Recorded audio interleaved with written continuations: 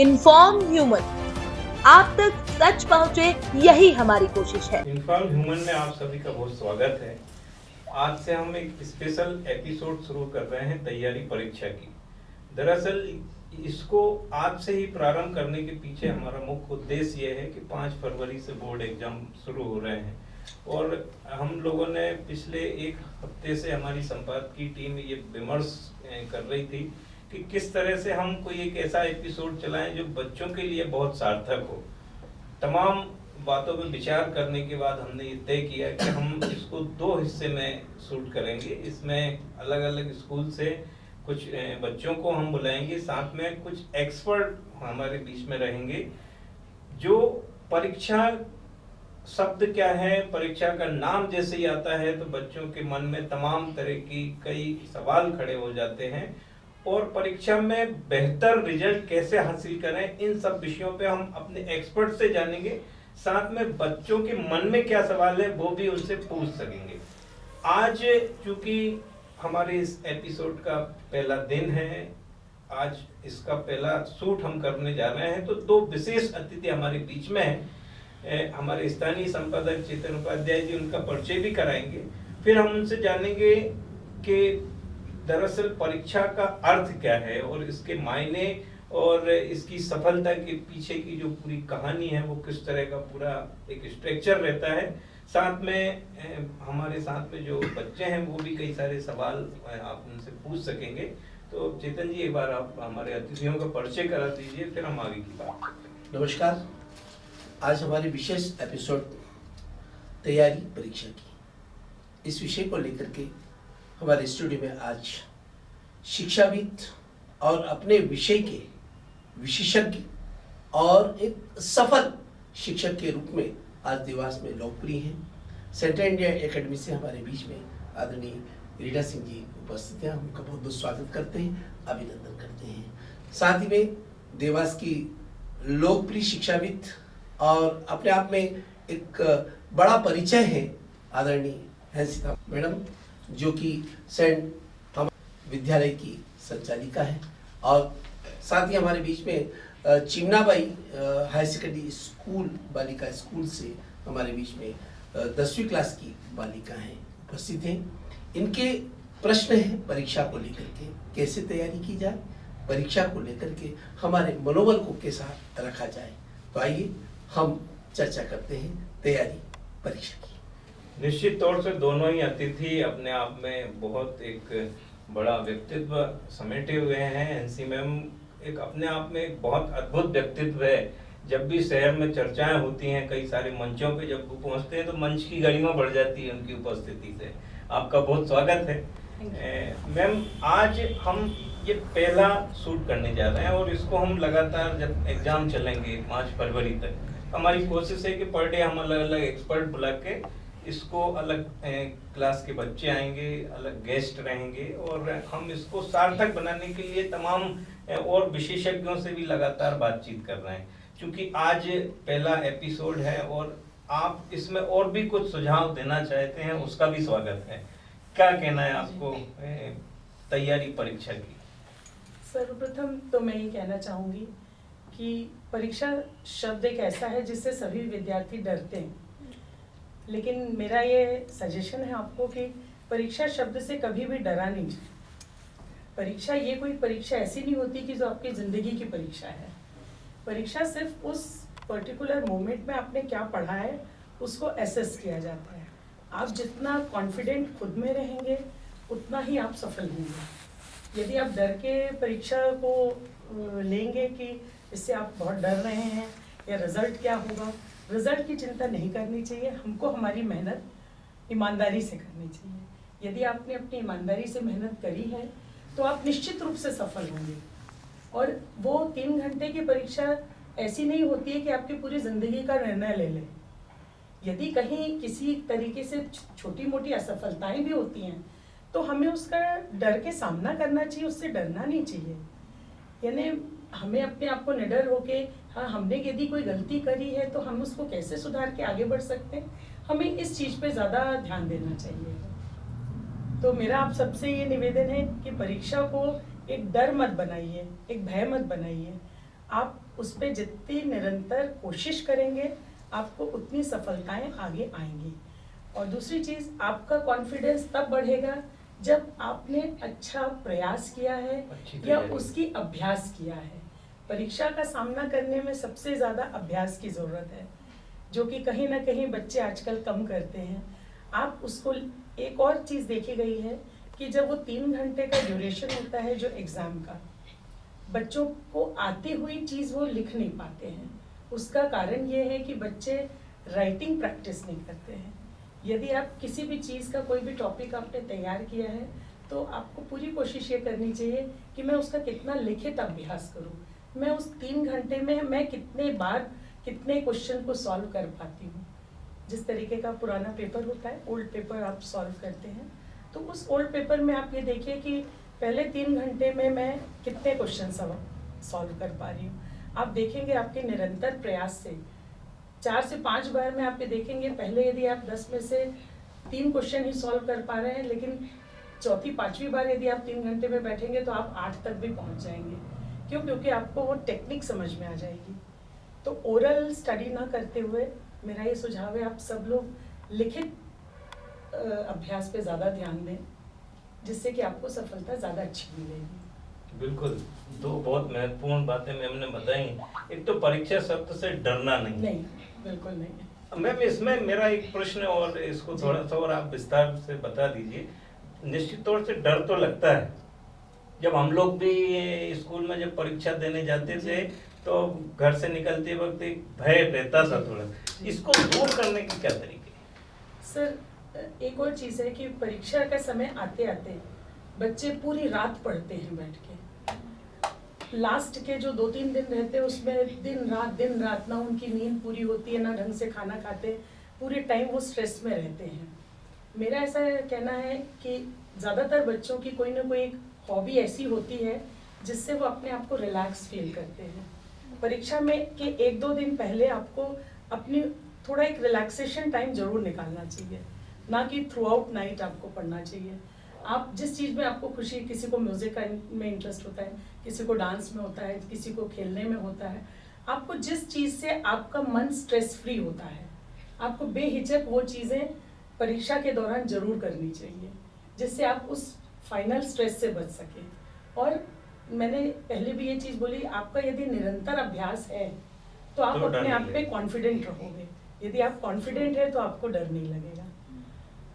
Ma'am, आपसे भी सुन लेते हैं, फिर बच्चों के सवालों पे पहुंचेंगे। हाँ, जैसा मैडम ने बोला कि फर्स्ट थिंग इज कि भाई इनको डरना नहीं है। डरना क्या है, परीक्षा क्या है कि अगर हमने अपना वर्तमान को संभाल के रखा है, हम अपने प्रेजेंट को कंट्रोल में रखा हुआ है, हर रोज प्रैक्टिस कर रहे हैं, हर रोज एक डिसिप्लिन के साथ में प्रैक्टिस कर रहे हैं, रीड कर रहे हैं, तो रिजल्ट विल ऑटोमेटिकली फॉलो। परीक्षा से पहले हमको डरने की बिल्कुल भी जरूरत नहीं है। अब ऐसा भी सुना गया है कि बहुत सारे बच्चों का ये कहना होता है, मैडम हमने पढ़ा तो सब कुछ था लेकिन लिख नहीं पाए, उस समय भूल गए। ऐसा होता है? yes, ऐसा बहुत सारे बच्चों के साथ होता है। क्यों होता है ऐसा? क्योंकि वो जो रिवीजन की टेक्निक है वो हम नहीं फॉलो करते। Sometime it happen, we are sitting with the book with hours together and we try to read it cover to cover. Book को लेके तो बैठे हैं, इतने घंटे तक बैठे हैं, कवर टू कवर पढ़ भी रहे हैं, but actual my mind is active at that time. That is very important. अगर एक छोटा सा एग्जांपल देंगे मैं, अगर आप कार की ड्राइविंग सीट पे बैठे हैं या पीछे बैठे हैं, पीछे यदि बैठे होंगे कितना भी फोकस करेंगे, स्टार्टिंग में होगा ये कि आप विंडो से बाहर थोड़ा सा सीनिक ब्यूटी एंजॉय करेंगे, फिर later on what happen, you start drowsing, I mean आपको कैसे भी नींद भी आएगी या टीवी मोबाइल पे बिजी हो जाएंगे, but you are not able to focus. और वहीं पे अगर आप ड्राइविंग सीट पे बैठे होते हैं तब कैसा ऐसा होता है? कभी नहीं होता। उस समय क्या होता है, हमारे को कितना भी डिस्ट्रैक्शन है लेकिन हमारा फोकस रोड पे रहता है, ट्रैफिक पे रहता है। Why? We are on the driving seat, my brain is actively involve at that time. तो जब भी हम पढ़ रहे हैं तो हम ड्राइविंग सीट पे होने चाहिए, पीछे नहीं होने चाहिए। और कम से कम समय में smart study, not hard work will not give you fruitful result. It is Smart work. smart work which gives you fruitful result, better result. तो स्मार्ट वर्क की टेक्निक हमको पता होनी चाहिए कि हम जितनी देर बुक में हैं, जितनी देर पढ़ रहे हैं, ऑनेस्टली पढ़ भी रहे हैं, ठीक है. और इट इज साइंटिफिकली प्रूव कि we need to study in a small chunks. एक 25 मिनट्स की पढ़ाई करने के बाद एक छोटा सा गैप लीजिए, ठीक है. Again you come back and maybe you can change the topic and then read some other topic, right? And then again you come back and finish that. The brain, it work better when you have unfinished product. कभी कोई drama या कोई story भी पढ़ते हैं, अगर and का छोड़ देते हैं तो you tend to analyse what will happen at the end, right? तो कभी भी कवर टू कवर बहुत लंबी टॉपिक एक साथ पढ़ने की कोशिश मत करिए. थोड़ा सा पढ़िए, फिर मैं भी दूसरा सब्जेक्ट पढ़ लो, फिर उस पे आ जाओ. और जितना पढ़ रहे हैं 20% रीड, 80% रिवाइज. हमको पढ़ना थोड़ा सा है लेकिन रिवाइज ज़्यादा करना है. और वो रिवीजन भी ऐसा होना चाहिए जितना हम पढ़ रहे हैं उसको माइंड मैप पे उतारें. माइंड मैप समझते हैं आप लोग? Graphic organiser. जो भी कॉन्सेप्ट है, कॉन्सेप्ट के अंदर एक मेन टॉपिक होता है, एक सब टॉपिक होता है, और हर एक सब टॉपिक के अंदर कुछ की एलिमेंट होते हैं, right? So what we can do in the entire topic, we can have it on the paper. एक सेंटर आइडिया है, उसके साथ में जो सब टॉपिक है वो भी लिख लिए हमने, और हर एक सब टॉपिक के अंदर जो जो की कॉन्सेप्ट है वो पूरे सेंटेंस में नहीं लिखना है हमें, सिर्फ वर्ड्स लिख दिए, right? So the entire topic which is having probably 20 pages, you can summarize on one page, which is called graphic organizer, mind map, right? So the next time when you are doing revision, you don't have to read thousands of text. So next time, revision time, you just have to glance of that mind map. And within no time, within 10 minutes, you can revise the entire topic. That is the best way to revise. So when you have mind map in place for all the topics, you might be having 10 topics, 15 topics, and you have got 15 mind map, right? So when you are revising, you can quickly revise with mind map, right? In one glance, you can have revision. And now you don't have to sit hours together with the book. अभी क्या है, आपने एक mind map revise किया, आपको पूरा chapter revise हो गया, ठीक है? एंड उसको read and revise, read and revise, revision पे ज़्यादा ध्यान दें. और एग्जाम से पहले आप बोर्ड एग्जाम देते हैं, 10 इयर्स के पेपर्स भी रिवाइज करते हैं हम पीछे. तो हमको एक वो ब्लूप्रिंट का भी हमें आइडिया है, राइट? तो हमें ये पता है कि maximum what happened 60-70% marks will be covered from 30-40% of the portion. If we say like there will be like 5-6 chapters which are more important, and the more marks question paper covered from those. ज़्यादा नंबरों का वहीं से लिया जाता है, होता है ऐसा? तो सबसे पहले हम उसी को रिवाइज कर लें, उसको इतना कंटेस्ट कर लें, तो हमारे लिए वो 60-70% तो वैसे ही हो गया, ठीक है? फिर टेंशन क्यों लेना, बाकी के इधर उधर किया. थोड़ा एक्सरसाइज करना, अच्छा ब्रेन एक्टिव रहे, उसके लिए अच्छा सोना, which is very very important, very important. Exam से पहले आप आके लेकर बुक लेके 24 घंटे में से 20 घंटे आप बुक लेके बैठे हैं, तो जो होगा वो भी वॉश आउट हो जाएगा, right? Brain is always looking for recreational thing and it remembers. आपकी टेक्स्ट बुक में कोई थ्रिल तो है नहीं जो ब्रेन याद रखेगा. आप पढ़ते रह रहे हो, ब्रेन कैसे याद रखेगा? थोड़ा थोड़ा बीच में गैप लेके और एक एक्सरसाइज करना, अच्छा रूटीन फॉलो करना, थोड़ा मेडिटेशन करना, अच्छी डाइट लेना, योगा करना, everything has to come together. उसके लिए अगर आप योगा कर रहे हैं, एक्सरसाइज कर रहे हैं, अच्छी ब्रेन की डाइट ले रहे हैं, एंड मोस्ट इम्पॉर्टेंट आप 7.5 घंटे 8 घंटे सो भी रहे हैं, तो आपको स्ट्रेस होने का तो सवाल ही नहीं होता. स्ट्रेस तो हम लेंगे तब होता है, हम लेंगे ही नहीं तो कैसे होगा? Isn't it?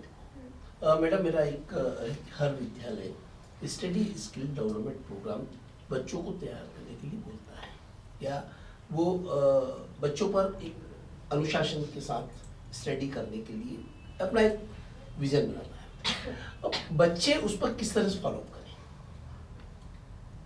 बच्चे तो देखिए हमको समझाना पड़ता है कि भाई ये तुम्हारा टाइम टेबल ऐसा होना चाहिए, और उसके लिए हर स्कूल एक टाइम टेबल बनाता ही है कि भाई ये प्री बोर्ड का शेड्यूल है, ये रिवीजन का शेड्यूल है। पर कई बार ऐसा होता है कि बच्चे उससे भी बहुत बोर हो जाते हैं उसके, पर उसको हमको ये देख के करना है कि बच्चा बोर नहीं होना चाहिए। हम हमें यही समझाते हैं कि ठीक है ये प्री बोर्ड 1 है, you are not able to revise 100%, maybe you are not getting good marks, अभी कोई बात नहीं, इससे तुम्हारी कोई डेस्टिनी डिसाइड नहीं हो रही है। लेकिन ये एग्जाम इसीलिए रखा गया है कि आप प्रिपेयर करो, कुछ तो प्रिपेयर करेंगे ना। 100% में से 50% तो प्रिपेयर करेंगे। अगर हमने कोई शेड्यूल बनाया है, प्लानिंग करी है, फिर कोई रिवीजन की है, तो हम उनको तो यही बोलते हैं कि आप लोग स्ट्रेस मत करिए, but you try your best. बालिकाएं हमारे बीच में है, तो अपना परिचय दे करके और आप अपना प्रश्न मैडम से पूछ सकते हैं। जय हिंद मैम, मैं चिन्नाबाई विद्यालय से हूँ। मेरा नाम शबाना शाह है और मैं अभी 10th क्लास में हूँ। तो मेरा सवाल आपसे यही है, जैसा कि आपने बताया कि ये जो परीक्षा है हमारे जीवन की तो परीक्षा नहीं है, लेकिन जब हम परीक्षा हॉल में बैठते हैं तो ये जो परीक्षा हमें ऐसी लगती है कि हमारे जीवन की अंतिम परीक्षा है। ये मतलब हमें बहुत भयभीत कर देती है, हम समझ नहीं पाते हैं कि हम क्या लिखें। सवाल तो सब हमारे पढ़े हुए ही रहते पर हम लिख नहीं पाते हैं। यही मेरा कहना है। मैंने जो सबसे पहले कहा कि ये आपकी ज़िंदगी की परीक्षा नहीं है, तो यदि अपने माइंडसेट में आप उसको ऐसा लेते हैं कि ठीक है ये मेरी परीक्षा है, मुझे जितना आएगा मैं कॉन्फिडेंटली लिखूँगी, और जो नहीं आएगा कोई बात नहीं, मैं नेक्स्ट टाइम इस चीज़ को अपने दूर करूँगी। यदि आप ये माइंडसेट अपना पहले से बना के रखते हैं तो आप कॉन्फिडेंटली जितना आता है उतना अच्छे से लिखेंगे। क्या होता है, थोड़ा सा हमारे चारों तरफ के एटमॉस्फेयर का भी प्रेशर रहता है कि जैसे लोग कहते हैं 10th है, बोर्ड है, ये 12th है, यदि यहाँ नहीं करोगी तो ये हो जाएगा। कई बार हमारे बच्चे फ्रेंड्स हमारे स्ट्रेस देते हैं, कई बार हमारे आसपास के वातावरण से हमको लगता है कि ये स्ट्रेसफुल हो रहा है। लेकिन जैसा मैडम ने कहा, आप योगा करें, मेडिटेशन करें, आप जिस चीज़ में अच्छा फील करते हैं, जिस चीज़ में आप खुश होते हैं, आप वो काम ज़रूर करिए उस बीच में। तो आपका जो delivery of percentage of delivery होगा वो ज़्यादा अच्छा होगा। आप यदि ये सोचेंगे कि मैं 100% ही कर पाऊँगी तो शायद आपका कम हो। आप अपने अंदर ये कॉन्फिडेंस रखिए, मैं जितना करूँगी मैं अच्छा करूँगी, और मुझे जितना आता है उतना मैं करूँगी, जो नहीं आएगा मैं नेक्स्ट टाइम करूँगी उस चीज़ को। तो वो स्ट्रेस नहीं होगा यदि आप थोड़ा सा अपने चारों तरफ का वातावरण और अपना माइंडसेट सही रखेंगे। और जैसा कि आपको हम दोनों ने यही कहा कि नींद आपकी प्रॉपर होनी चाहिए। जो 24 घंटे में 20 घंटे पढ़ना है, 21 घंटे पढ़ना है, ये लास्ट मोमेंट पे कभी भी वर्क नहीं कर रहा है। आप जितना पढ़ें उसको सॉलिड पढ़ें, तो आपके अंदर वो कॉन्फिडेंस बिल्कुल रहेगा। जैसे मैम ने जो चीज़ें बताई ना, सेम मैं भी कहना चाहूँगी, आप फ्लो चार्ट्स बनाइए जिससे आपको शॉर्ट टाइम में आप पूरा एंटायर रिवीजन पार्ट आपका जल्दी हो जाए। तो उससे जितने बार आप रिवीजन करेंगे उतना अच्छा होगा। और दूसरी चीज़ कि आप ये मेरा ऐसा सोचना है कि हर बच्चे को according to the weightage of marks chapter को चूज करना चाहिए। सबसे पहले ये होता है स्मार्ट वर्क। हर चैप्टर को 100% करना पॉसिबल नहीं होता, बट जितने चैप्टर करें उसको इतना सॉलिड करें कि उसके अंदर से कुछ भी पूछा जाए तो आपको आंसर आना चाहिए उसका। नहीं तो ये भी चीज़ों से बच्चे कई बार अच्छे लगते हैं चैप्टर, जो आपको इंटरेस्ट पहले कर, यस उसको पहले करिए आप, और उसको 100% करिए, तो आपका इंटरेस्ट और कॉन्फिडेंस और बढ़ेगा उससे। क्या होता है, कई बार जो टफ चैप्टर होते हैं बच्चे ये सोचते हैं कि चलो हम ये बहुत टफ है, हम इसको पहले पढ़ लें। तो चूंकि टफ है वो आपके लिए, तो वो हमेशा आपके लिए टफ ही रहेगा, तो आपका कॉन्फिडेंस और लूज होगा उससे।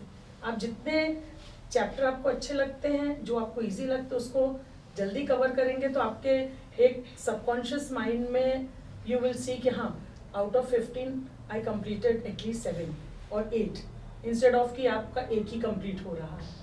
ये सब भी आपके दिमाग को स्ट्रॉन्ग करता है। जी बेटा, आपका प्रश्न क्या था? जय हिंद मैम, मैं श्रुति विश्वकर्मा चिन्नाबाई स्कूल से हूँ और मैं भी 10th क्लास में हूँ।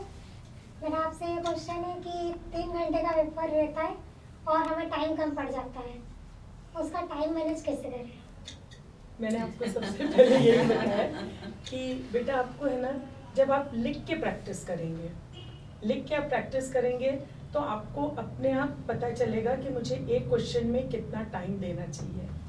होता क्या है, हम जब लिख के प्रैक्टिस नहीं करते हैं तो हम बार बार उसको याद करते कि इसके बाद क्या था, इसके बाद क्या था, इसके बाद जैसे उसमें टाइम जाता है। मैडम ने जैसे बोला कि आपको एक चार्ट बनाना है, उसको फ्लो चार्ट भी हम कह सकते हैं, मैपिंग हम कह सकते हैं। तो आपको खाली उसमें पॉइंट्स याद रखने हैं कि after this point I have to cover this point, next this point. तो आप जैसे उसको इलेबोरेट करना चालू करेंगे आप, तो आपके दिमाग में रहेगा इसमें मैंने 4 लाइन लिखी, नेक्स्ट मुझे इस स्टेप पे जाना है, नेक्स्ट स्टेप पे जाना है। तो आपको वहाँ पर वो जो रट के आपने जो पूरा चैप्टर को याद किया है वर्ड टू वर्ड, उसकी ज़रूरत नहीं पड़ती। और 10th एंड 12th में कहीं भी वर्ड टू वर्ड आपने जो बुक में लिखा है, बुकिश लैंग्वेज लिखने की कोई ज़रूरत नहीं है। You can make your own answers, only you have to cover the points. तो उसमें आपका बिल्कुल आप लिखित प्रैक्टिस करिए। मैं आपका विश्वास दिलाती हूँ आपको कि आप 3-4 पेपर भी आप यदि 3 घंटे बैठ के सॉल्व करने लग जाएंगे तो जो 4th या 5th चैप्टर रहेगा उसमें 3 घंटे के पहले आपका कंप्लीट हो जाएगा। सिर्फ आपके टॉपिक सॉलिड होने चाहिए। फॉर किसी भी क्वेश्चन में जो आंसर देखा जाता है, the main answer lies may be in 1 or 2 sentence, और जो चेक करता है ना, दिस की एलिमेंट, की पॉइंट्स हैं भी कि नहीं है। आप कितनी स्टोरी बड़ी लिखते हैं, लेकिन आपने की पॉइंट्स जो होना चाहिए वो नहीं है, और वो तभी होगा जब आपकी अंडरस्टैंडिंग होगी कॉन्सेप्ट। तो अभी के टाइम में वो रोट लर्निंग नहीं चलने वाली है। आपने क्या है, क्वेश्चन आंसर रट लिए और फिर पेपर में चाहें कि मैं वैसे ही बड़ा सा आंसर लिख दूं जैसे मैंने रखा है तो मुझे बहुत अच्छे मार्क्स मिल जाएंगे। That never happen. आपने क्या करना है, आपको कॉन्सेप्ट की अंडरस्टैंडिंग होनी है। और कोई भी एक बड़ा आंसर भी है, उसका जो मेन आंसर छुपा होता है वो 1-2 लाइन में छुपा होता है। अगर वो आपने पकड़ लिया और वो लिख दिया तो आपको मार्क्स वैसे ही मिल जाएंगे। क्योंकि वो टाइम नहीं है कि चेकर जो है ना पेजेस गिनते थे कि अच्छा तो 7 पेज लिखा है, अपनी तो अंडरस्टैंडिंग आप डेवलप करनी है। Self reading, self analyzation, understanding and then making of your own notes, वही काम करने वाला है। जी बेटा, आपका प्रश्न क्या है? मेरा नाम तनु परमार है और मैं 10th क्लास में हूँ। जब हम एग्जाम हॉल में एग्जाम देते हैं तब टीचर एक आध बच्चे को डांट देते तो हमें डर लगने लग जाता है, और हम जो आंसर लिख रहे होते हैं वो भूल जाते हैं। ऐसा क्यों? डरना है ही नहीं। अभी हमने बोला ना, डर तो अंदर आपने बैठाया है, इसलिए डर रहे हैं आप ना। डरना तो है ही नहीं, बिंदास एग्जाम देने जाइए आप। और एग्जाम वही है जो आपने साल भर पढ़ा है। ओवरनाइट तो आप कुछ नहीं कर सकते, है ना। You can not have magical pen. साल भर जिसने पढ़ा है उसको डरने की क्या जरूरत है। वो क्लास का सुना हुआ भी याद रह जाता है, वो लिख देंगे। और आपको क्यों डरना है? गलती जो कर रहा है वो डरे। आप अपना काम कर रहे हो तो आपका कंसंट्रेशन में ही होना चाहिए। ठीक है, जितना आता है उतना लिख दो। बिल्कुल। और ये मैंने पहले ही बोला आपको ये डरने की जरूरत बिल्कुल नहीं है। आपकी जिंदगी का ये लास्ट एग्जाम नहीं है। जैसे उन्होंने बोला ऐसा लगता है कि ये हमारा लास्ट एग्जाम है, अभी हमारी बहुत सारी जिंदगी पड़ी है। और पहले चीज तो ये आप लोग सब अपने दिमाग में बिठाइए कि एक चीज में यदि ईश्वर फेल भी कर देता है आपको, या हम हो भी जाते हैं फेल किसी तरीके से, फेल से मतलब क्लास फेल नहीं बोल रही हूँ, जितना हम चाह रहे हैं उसमें हम नहीं ला पा रहे हैं, ये फेल कि आपने सोचा हमको 90 मिल जाए, हमें 70 मिल रहे, कोई बात नहीं ना, अगले बार हमारे पास बहुत सारी अपॉर्चुनिटीज हैं। हमेशा वो व्यक्ति सक्सेसफुल होता है जो अपने फेलियर से सीखता है कोई चीज। तो ये चीज आप लोगों को भी ध्यान रखना है कि इतना डर नहीं होना है एग्जाम का। मैम, मेरा नाम संगीता पारस है। मेरा क्वेश्चन है कि हम टाइम टेबल बनाते हैं पढ़ने के लिए, लेकिन उसको फॉलो नहीं कर पाते हैं। उसको फॉलो कैसे करें? ठीक है, टाइम टेबल तो देखो बनाते हैं, वही कितना हमारा माइंड हमारे कंट्रोल में है। See, there are 2 things, one is distraction and directions. ठीक है, अगर मेरा डायरेक्शन स्ट्रांग होगा तो डिस्ट्रैक्शन कम फ्लो हो जाएगा। I mean both are inversely proportional, you can say. मतलब अगर डिस्ट्रैक्शन ज्यादा है इसका मतलब मेरा डायरेक्शन वीक है, और डायरेक्शन को कंट्रोल में रखना मेरे ऊपर है। मेरे ब्रेन, मेरा माइंड मेरे कंट्रोल में होना चाहिए। मैं ड्राइविंग सीट में हूँ ना, मैं पीछे वाली सीट पे नहीं बैठना है मैंने, ठीक है। अगर मैं ड्राइविंग सीट में हूँ तो पूरा मेरा जो माइंड है मेरे कंट्रोल में होगा। अगर आपने कंट्रोल यूज किया तो फिर डिस्ट्रैक्शन होगा ही होगा, फिर तो आपको बहुत सारे डिस्ट्रैक्शन होंगे।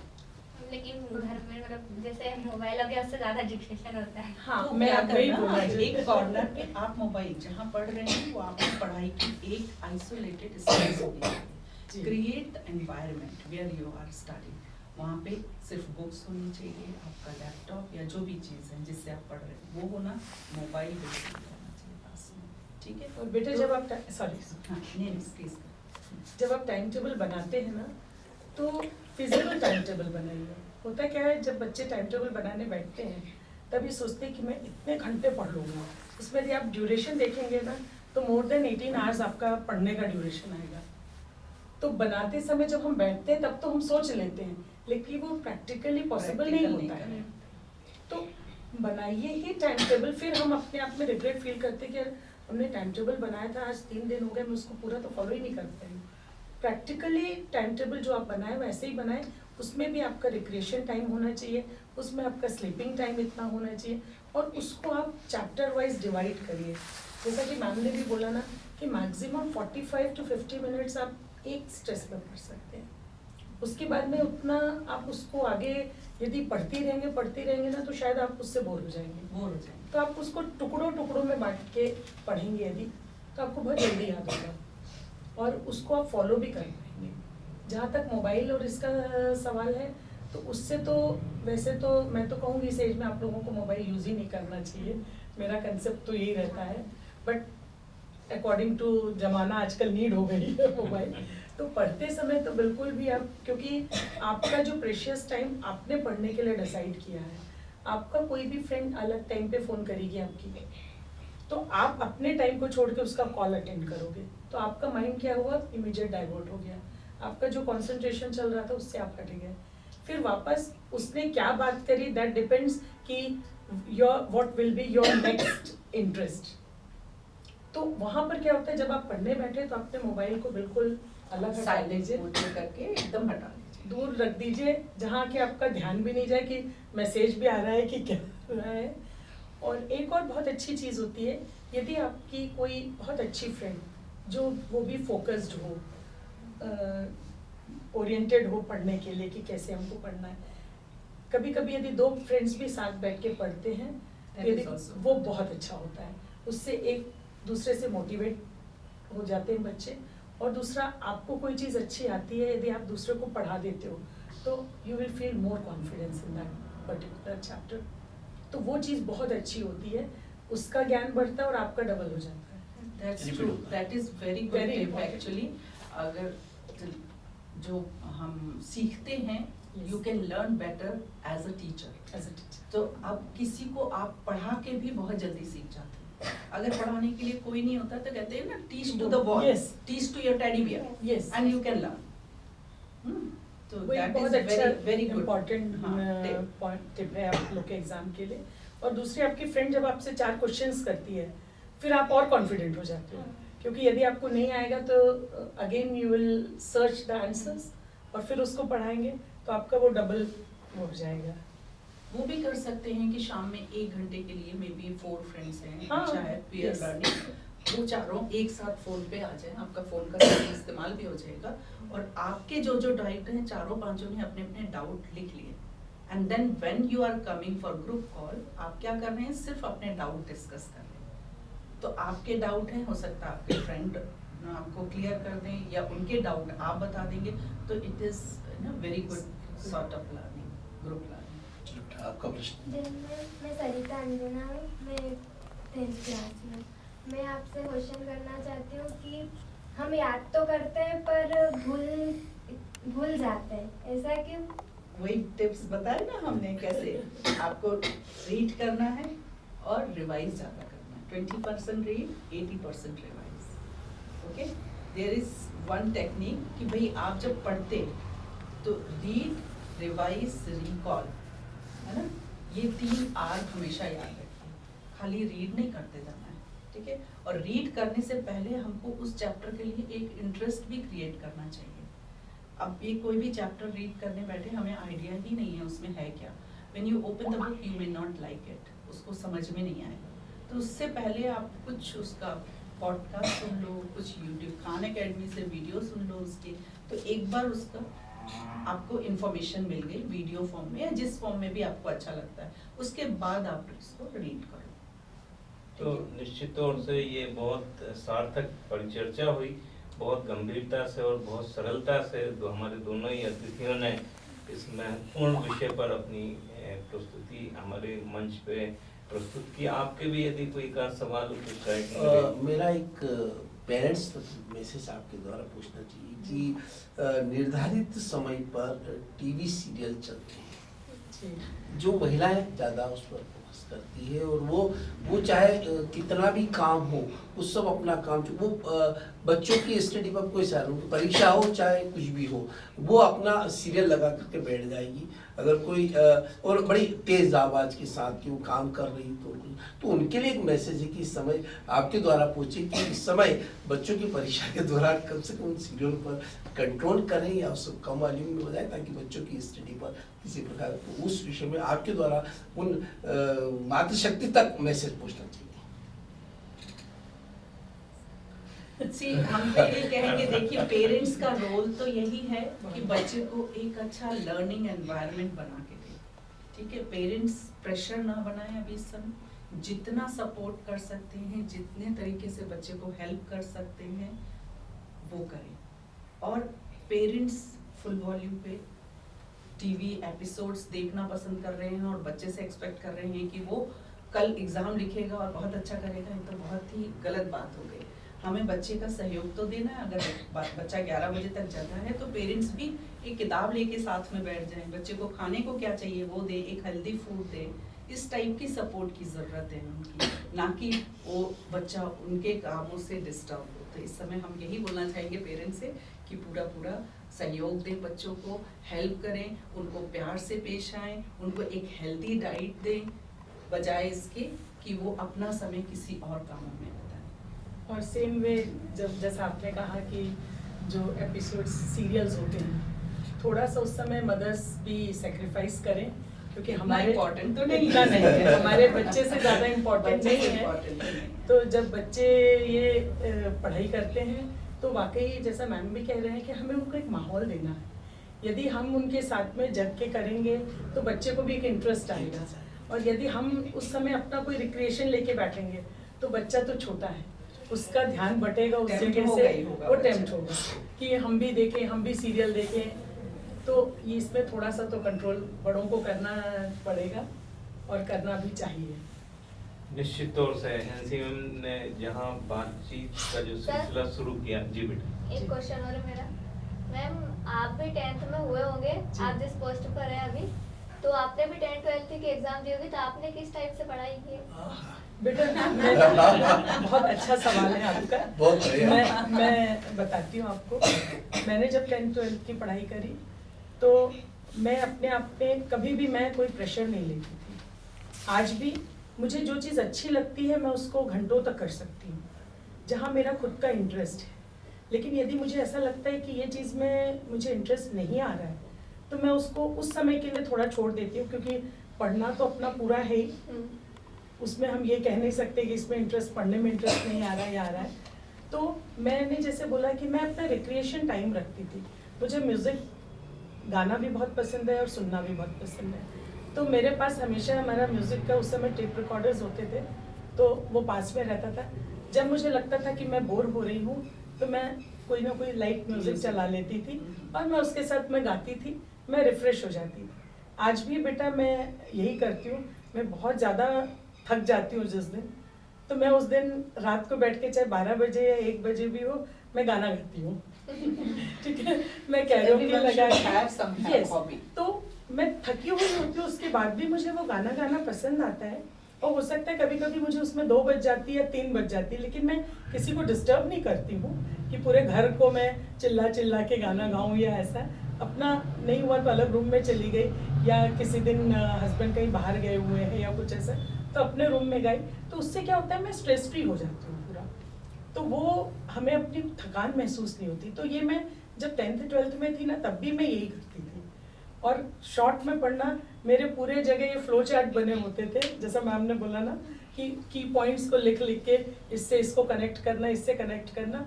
और एक सबकॉन्शियस माइंड पे जैसे अपन उड़ गए, पढ़ के उड़ गए, तो भी जो टफ होता था उसको चलते फिरते सबकॉन्शियस माइंड में थोड़ा सोचते रहे, इसका की पॉइंट क्या था, ये था, इसके बाद ये था, ये था। ऐसे जब आप थोड़ा 2-4 बार रिवाइज कर लेते हो ना, वो बिल्कुल आपका सॉलिड कंसेप्ट हो जाता है।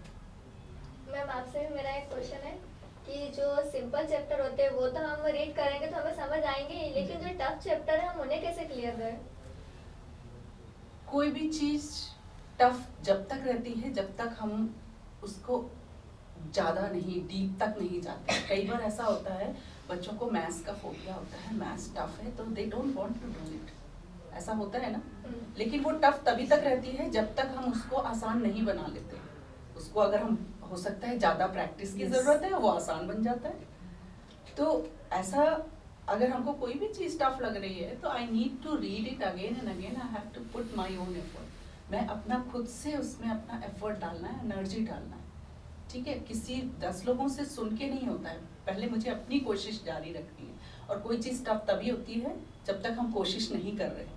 जब हम बार बार कोशिश करते हैं तो वो आसान हो जाती है, आसान हो जाती है। फिर आपके टीचर्स होंगे, जैसे आपको कोई चैप्टर लगता है कि ये चैप्टर मुझे बहुत टफ लगता है, तो वो टफ क्यों लगता है? क्योंकि आपने जब समझा है तो उसको प्रॉपर आपको समझ में नहीं आया है। तो कोई बात नहीं, आप बिल्कुल बेहिचक अपने टीचर से 2 बार, 10 बार, 20 बार आप फिर से समझो। एक चीज़ और होती है जो मैं आप लोगों को बताऊं, बच्चे जब क्लास में पढ़ते हैं तो मैक्सिमम बच्चों का क्या होता है, यदि मैम ने या सर ने समझा दिया उसके बाद पूछते हैं कि समझ में आ गया, तो बहुत क्रेडिट होता है बोलने में, हाँ आ गया। लेकिन आपको नहीं आ रहा है, आप बिल्कुल बोलो कि मुझे ये चीज़ नहीं आई है समझ में, या फिर आप उसको क्वेश्चन करो। आप घर आके उसी दिन आप उस चीज़ को रीड करो। रीड करने में आपको जो चीज़ उसमें समझ में नहीं आया आप अंडरलाइन करिए, आप उसको आप नेक्स्ट डे उनसे पूछिए। पूछना आपका राइट है, आपको डरना नहीं है किसी भी टीचर से कि ये हमको 2 बार बताने में डांटेंगे, कि कोई टीचर नहीं डांटता है। लेकिन बच्चे टीचर से कम डरते हैं, अपने फ्रेंड सर्कल में ये एक्सप्रेस करने में ज़्यादा डरते हैं कि कोई सोचेगा इसको समझ में नहीं आया। और भी एक चीज़ है, बच्चे टीचर्स से पूछते वही हैं जो खुद से मोटिवेटेड, सेल्फ मोटिवेटेड होते हैं, जो सेल्फ स्टडी करते हैं। कुछ बच्चों का, बहुत सारे बच्चे, अभी ये क्या है कि एक ट्रेंड बन गया है कोचिंग, ट्यूशन जाने का। बच्चे एक स्कूल को जाते हैं, आते हैं, बैग रखते हैं, फिर दूसरे स्कूल के लिए रेडी हो जाते हैं बैग के लिए। रात के 8 बजे तक कोचिंग में है। Where is the time for self study? और बच्चे जो परफॉर्म नहीं कर पा रहे हैं उसका मेन रीजन यही है कि they are not independent learner. हमारे टाइम में ऐसा नहीं था, we were all independent learner. हम अपने से पढ़ते थे, कोई चीज़ नहीं आती थी तो उसे 4 बार पढ़ते थे, हेल्प बुक में देखते थे, लाइब्रेरी में जाते थे, राइट। अभी तो बहुत है रिसोर्सेज अवेलेबल, एक इट्स जस्ट 1 क्लिक अवे। आपको कोई चीज़ समझ नहीं आ रही है, आप 4 वीडियो देख सकते हो उसके ऊपर, ठीक है। लेकिन वो हमारे ऊपर है, हम खुद से कितनी कोशिश कर रहे हैं। हम खुद से भी नहीं कर रहे हैं और क्लास में पूछ भी नहीं रहे हैं, क्योंकि हमारे पास टाइम ही नहीं है रिवाइज करने के लिए। कुछ बच्चे अच्छे हैं जो टाइम निकाल पा रहे हैं कोचिंग और स्कूल के बावजूद, और वही शायद पूछते हैं, they are just handful children. So we need to break this system. हमें अभी के टाइम पे इंडिपेंडेंट लर्नर क्रिएट करने हैं, जो खुद से रिस्पॉन्सिबिलिटी ले, क्योंकि आप स्कूल से समझ के आए हैं, जब तक आप उसकी सेल्फ प्रैक्टिस नहीं करेंगे, खुद से मेहनत तब तक आपके अंदर और नहीं फिर जाएगा। उसके बाद आप बेझिझक होके और आप पूछिए वहां अपने से आके doubts। फिर आप कोचिंग में बैठ गए तो फिर से आपने सिर्फ सुना है, आपने अपने दिमाग को उसमें यूज नहीं किया है, तो ये 1 साइडेड हो जाता है। और आके 8 साढ़े 8 बजे आप थक जाते हैं। तो आपको अपने इंडिपेंडेंट लर्निंग के लिए टाइम निकालना बहुत जरूरी है। It's kind of, you know, you are seeing the videos or the lessons of swimming. Swimming कैसे करनी है उसके lessons तो आप बहुत ले रहे हैं, लेकिन until unless you jump into the pool you cannot learn. तो अपनी खुद की कोशिश जब तक नहीं होगी तब तक आप कुछ नहीं कर सकते हो। कितने भी आप कोचिंग अटेंड कर लो, कितनी भी क्लासेस अटेंड कर लो, आज खुद की से कोशिश परिचर्चा ही से करनी है। मुझे एक कबीरदास जी का, आपकी जो बातों से एक कबीरदास जी का दोहा मुझे याद आया कि करत करत अभ्यास जड़मति बोध सुजान, रसरी आवत सील पर देत पड़त निशान। आपने जो मैडम ने बताया है कि आप जितना अभ्यास करेंगे उतनी उतना आपकी स्टडी स्किल बढ़ती जाएगी। और दूसरा कॉन्फिडेंट भी उतने ही ज्यादा होंगे, फिर डर नहीं लगेगा। निश्चित And तौर अभ्यास is a से बहुत regular सार्थक process. परिचर्चा हुई और मैम चूंकि हम लोगों का एपिसोड का एक समय हमने तय कर रखा है, जी, जी। समय की बाध्यता है, आज आपने बहुत सार्थक बच्चों को प्रश्नों का भी बहुत अच्छे तरीके से गहराई से आपने जवाब दिए और आज आप हमारे स्टूडियो में पधारे। आप दोनों ही अतिथियों का बहुत स्वागत है, बहुत धन्यवाद और आभार है। बच्चे आप सभी निश्चित तौर से आपके प्रश्नों का बहुत अच्छे से जवाब मिला होगा और हम कामना करते हैं कि आपके रिजल्ट के परिणाम भी बहुत अच्छे आए। ये हजारों बच्चों के बीच ये बात पहुंचेगी तो उन सब के लिए भी हमारी यही कामना है और शायद इस एपिसोड के पीछे का हमारा उद्देश्य भी यही है। कल फिर हम कई सारे सवालों के साथ और कई अतिथि के साथ अन्य विषयों पर चर्चा करेंगे। केंद्र में परीक्षा की तैयारी ही रहेगी। आज आप हमारे स्टूडियो में पधारे, आपका बहुत धन्यवाद। Thank you. All the best. Thank you. बच्चे All the all the best. best. Thank you so much.